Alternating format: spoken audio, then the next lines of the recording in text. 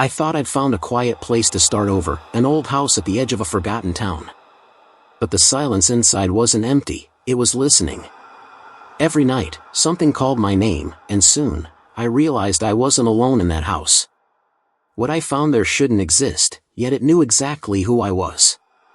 Greetings, every shadow hides a story. Welcome. Under the Bed. It happened 2 years ago, in the small town of Hollow Creek, Pennsylvania, a place surrounded by pine woods and long-forgotten farms. My name is Mike Harper. I was 35 when I bought that house, the one everyone in town avoided. After my divorce, I needed a fresh start, somewhere quiet, somewhere I could fix up with my own hands. The price was too good to ignore. When I asked why, the agent only said, "The place has history." I should have asked what kind. The first time I saw it, it looked abandoned but strangely preserved, tall windows, peeling white paint, and a porch that sagged like it was tired of standing. I remember the silence around it. Even the birds didn't sing. When I stepped inside, the air smelled of dust and wax. There were old curtains that barely moved, even when I opened the door wide. Every sound I made echoed back twice, once from the walls, and once from something else, something deeper. That first night, the silence wasn't peaceful. It felt like holding my breath for hours. Around midnight, while I was unpacking boxes in the living room, I heard footsteps upstairs. Slow, bare footsteps. I froze, then told myself it must be old wood shifting. Still, the sound had weight, rhythm, not random creaks. It was someone walking. I grabbed a flashlight and went up. The hall smelled faintly of smoke and something sweet, like a candle long burned out.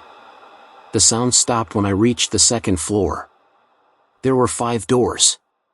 4 were slightly open. One was locked. I pushed it, but it wouldn't budge. The handle was cold, metal against my skin like ice. When I went back downstairs, I noticed something I hadn't before, faint marks on the dusty floor. They looked like footprints. Bare feet, small, almost delicate, leading from the front door up the stairs. But I'd locked the door when I came in. I didn't sleep that night. Every time I closed my eyes, I felt movement in the dark corners of the room. The next morning, the marks were gone. The dust was untouched, as if someone had wiped it clean. I tried convincing myself I was tired, maybe imagining things after the stress of moving. That afternoon, I found a small brass key in a kitchen drawer, tied with an old red ribbon. No tag, no note. Out of curiosity, I went upstairs again. The locked door was at the end of the hall, where the wallpaper peeled in long strips. The key fit perfectly. The room was empty, just pale walls and a broken chair by the window. But the air was heavier there. I could feel warmth on my face, like someone had been standing too close. The smell of burned wax returned, stronger this time. On the floor, I noticed a faint black circle, like a candle had melted there once.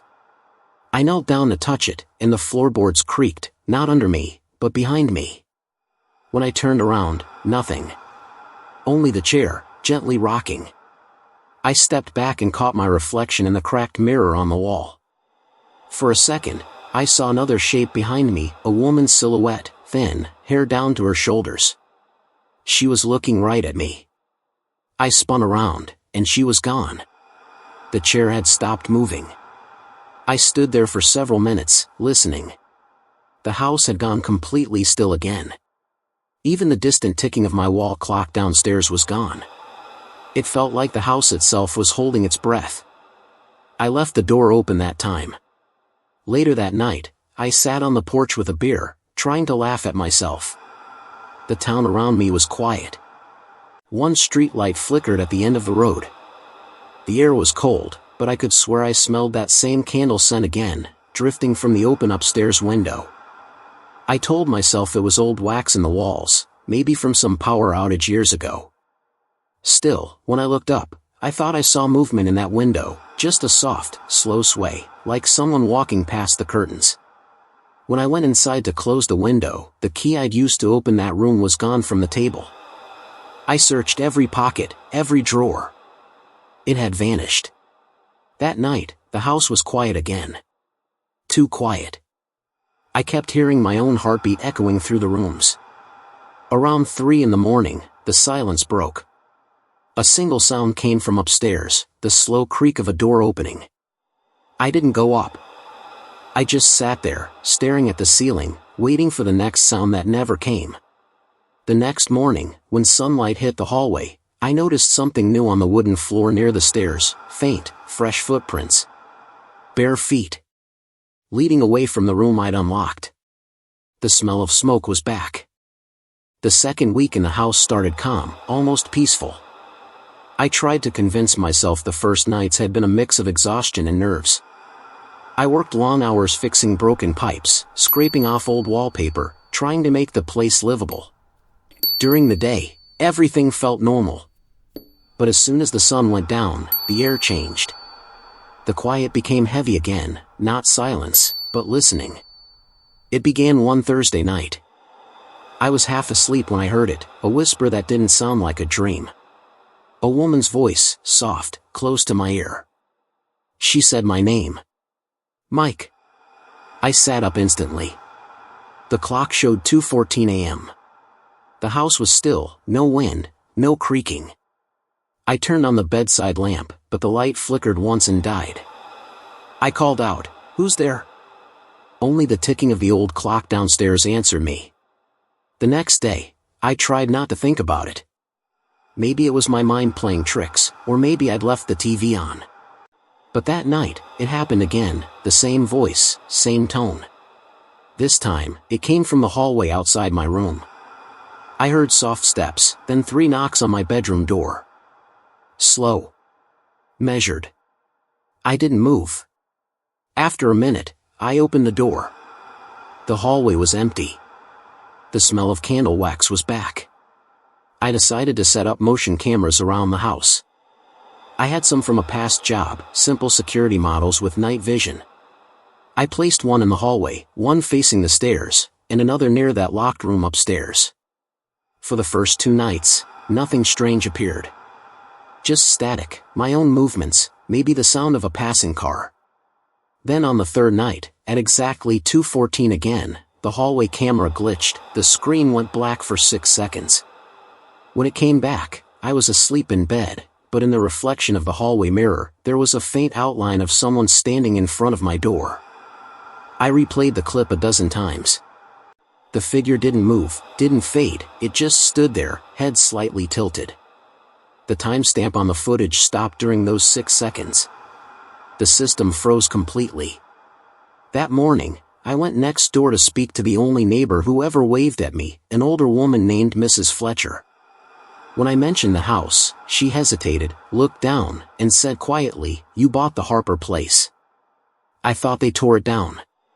"What do you mean, the Harper place?" I asked. She blinked, confused. That was their name. The family that lived there. Fire took them, years ago. I told her my name was Harper too. She went pale. "You should get the house blessed," she whispered, then turned and went back inside. That night, I couldn't shake the feeling of being watched. I turned off every light, locked every door, but still felt movement around me. At 1:50, the air in the living room dropped cold. My breath showed in the dark. I heard something outside, faint footsteps on the gravel path. When I looked through the window, someone was standing at the edge of the yard. A tall, thin figure dressed in black. It didn't move, didn't seem to breathe. Just stood, facing the house. I shouted, but it didn't react. I blinked once, and it was gone. At dawn, I went outside. The ground was wet from dew, except for one dry patch near the front steps. There, resting on the wood, was a small burned candle, the same kind I smelled in that upstairs room. The next evening, I brought the candle inside, meaning to throw it away. But as soon as I touched it, I heard my name again, this time from behind me, clear as a human voice. "Mike." I turned fast, almost knocking over a chair. Nothing.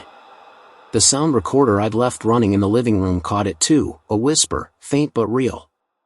The voice was female, maybe late 20s, but distorted, like it came through static. That night, I dreamed I was standing in that locked room again. The chair was rocking. A shadow leaned close and said, "We know you." I woke up drenched in sweat. My hands smelled like smoke. The next morning, I tried calling Mrs. Fletcher again, but she wouldn't open the door. Through the window, I saw her cross herself. By then, I started to notice something else. Every time the whisper came, my phone would flicker. The screen turned on by itself and displayed the same thing, the name Harper. Just my last name. But it appeared even when the phone had no signal, no missed calls, no saved number. I deleted everything, reset the phone, unplugged the cameras, and decided to stay at a motel for a night. When I went to pack my bag, I noticed something on the table near the door, a small brass key tied with a red ribbon. The same one I'd lost after opening that upstairs room. And next to it, written in the dust, was one word, Mike. I left that night, but even in the motel, I couldn't sleep. Around 2:14, the bedside lamp flickered once. Then, from the dark corner of the room, I heard the same soft voice say, almost kindly this time, "We're still here." After a few days away, I convinced myself to go back. The house hadn't done anything wrong, I told myself. It was just old, creaky, filled with memories that didn't belong to me. Besides, I'd left most of my tools there. I drove back early on a gray Monday morning, the kind of morning where fog crawled low across the road like smoke. When I reached the house, everything looked the same, except for the upstairs window. The curtain was open, even though I remembered closing it before I left. The inside looked darker than it should have, like the shadows were heavier. I stepped inside. The smell hit me immediately, that same faint scent of burned wax. It was colder inside than outside, though the thermostat was set to 68. My breath hung in front of me again, just like before. I unpacked my camera gear and decided to document everything, maybe to prove to myself that what I'd seen before wasn't real. I took photos of each room, the hallways, the stairs, the living room, the kitchen. Everything looked normal through the lens. Dusty, but ordinary. That night, while reviewing the pictures on my laptop, I stopped at one shot of the hallway upstairs. I was standing near the locked room, or what used to be locked. Behind me, in the corner, the camera had caught something. It was faint, almost like a reflection. A small face. A child's face. Eyes too wide, mouth half open. My first thought was that it was a trick of light, maybe my own reflection distorted by the flash. But when I zoomed in, the details were too clear. You could see strands of hair, pale skin. It wasn't me. I called my friend Dan, who works with photo editing software, and sent him the picture. When he opened it on his end, he said, "Mike, there's nothing there."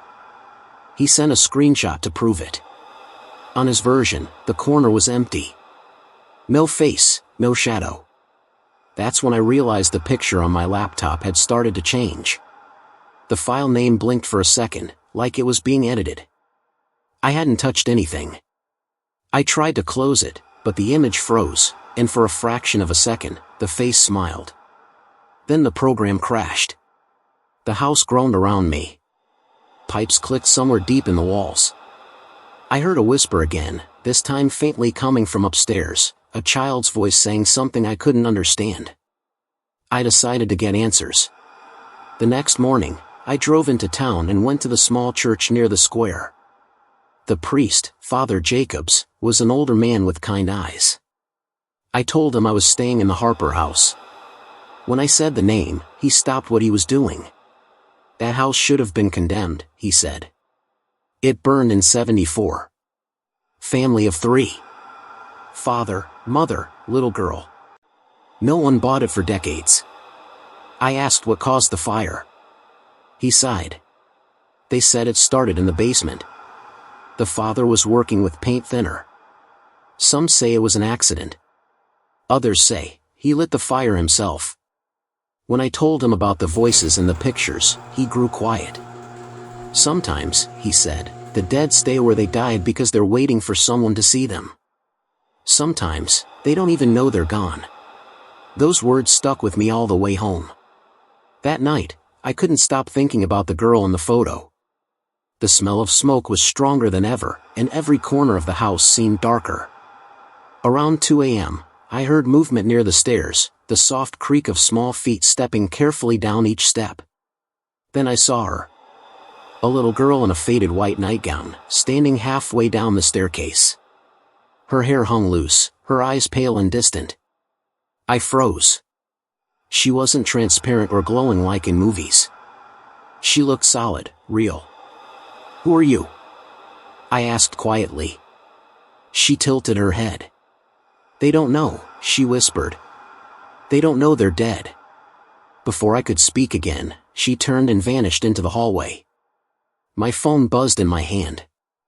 I looked down, the same picture of the hallway had appeared on the screen, the girl's face now clear, looking straight at me. My heart pounded so hard I dropped the phone.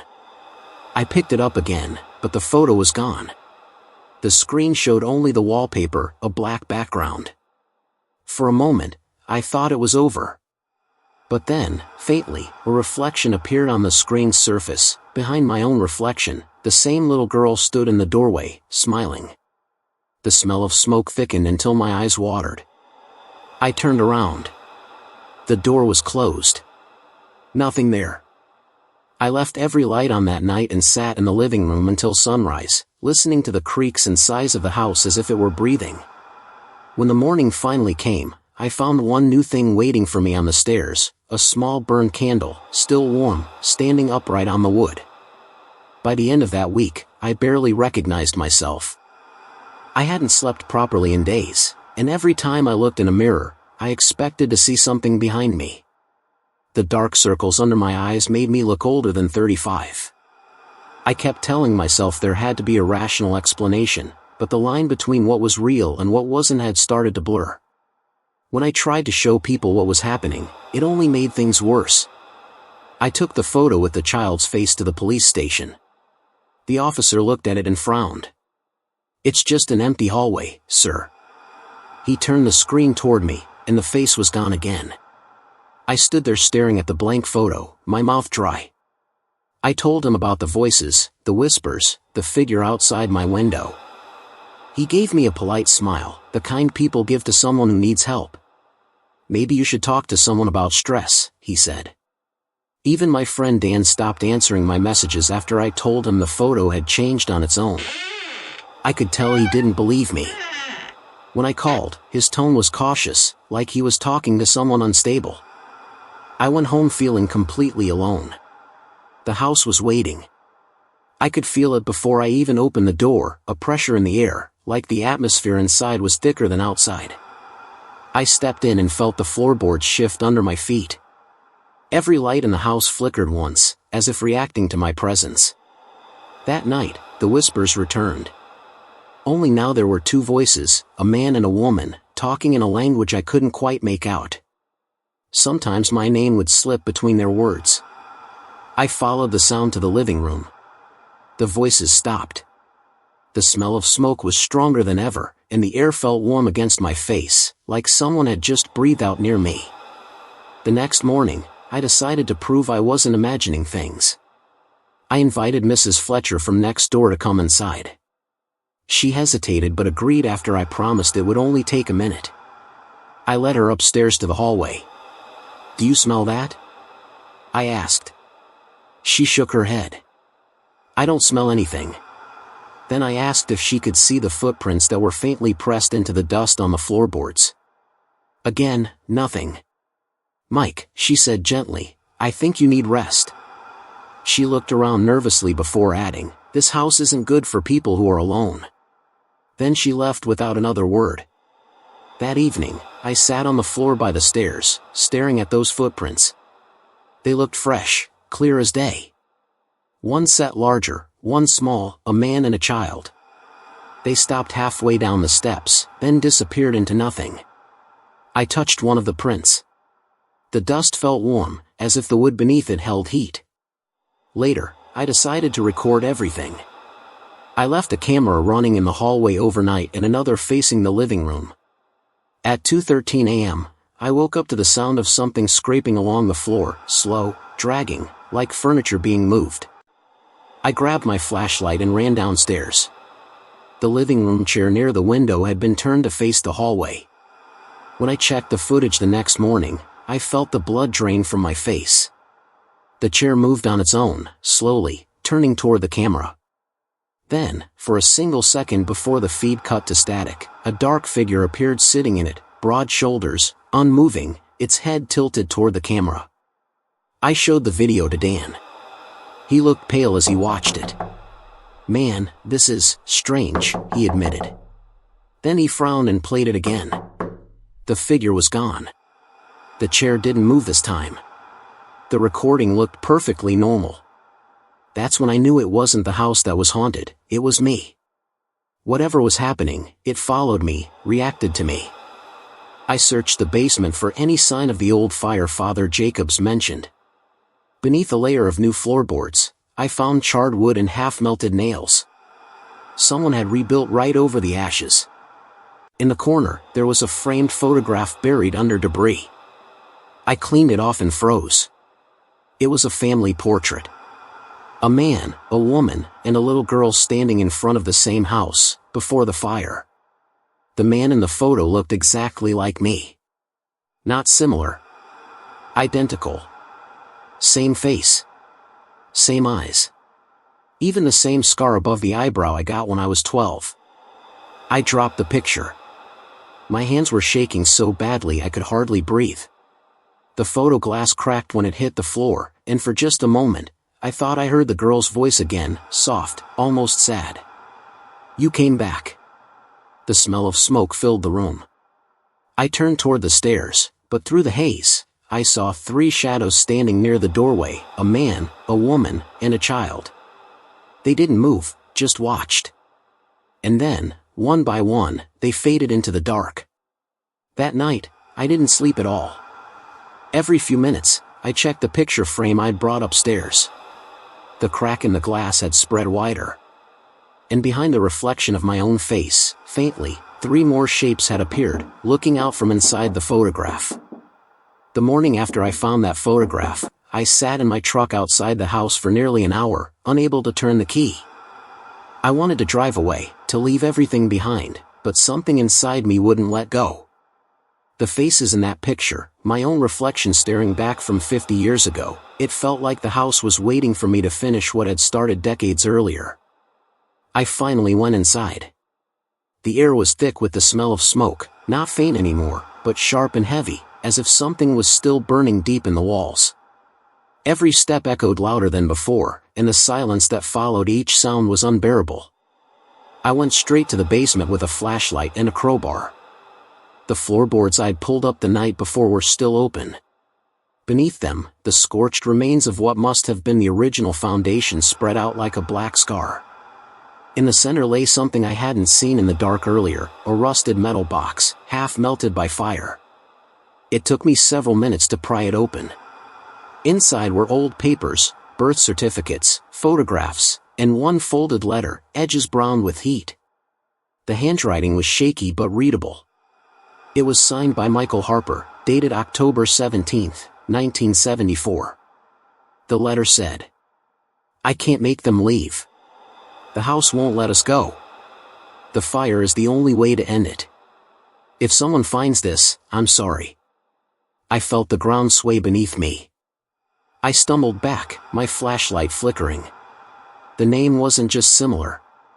It was mine, the same handwriting I used, the same uneven M. It didn't make sense, but the truth was staring at me.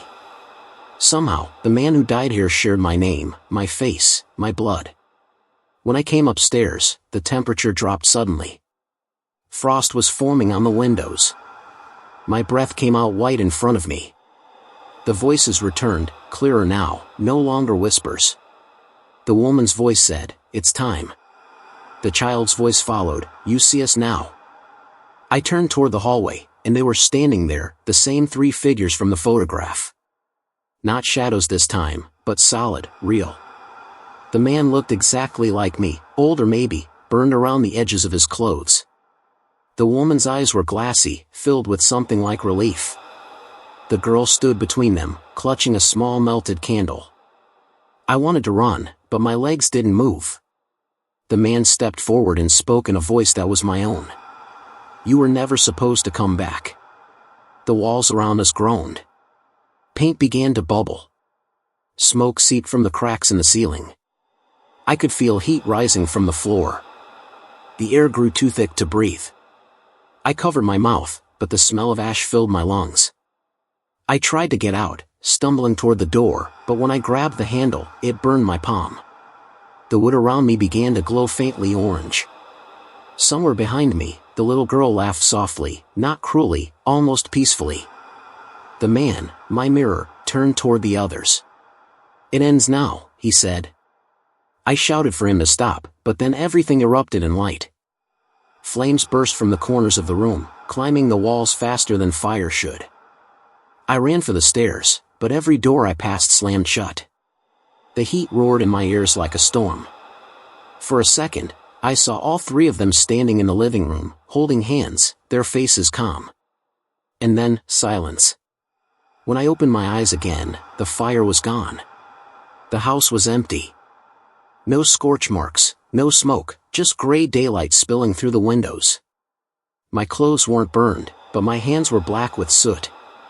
The photograph on the table was missing. In its place lay the same rusted key tied with the red ribbon. Outside, a police car and 2 fire trucks stood on the road. I walked out, confused. A man in uniform approached me. "Sir, are you all right?" he asked. "We got reports of smoke here last night." I looked back at the house. It stood perfectly still, not a single window cracked. I didn't call anyone," I said. The officer frowned. "That's strange. The call came from inside your house, from your number." I didn't answer. There was nothing left to say.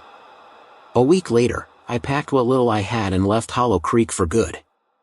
The official record says there was no fire that night. No evidence of one. But I still wake up around 2:14 every morning, smelling burned wax and hearing faint whispers in the dark. Before I left, I went back one last time, just to lock the door. On the inside of the front window, faintly written in ash, were 5 words. "We're home now. Thank you." I turned the key in the lock, left it hanging there, and walked away without looking back.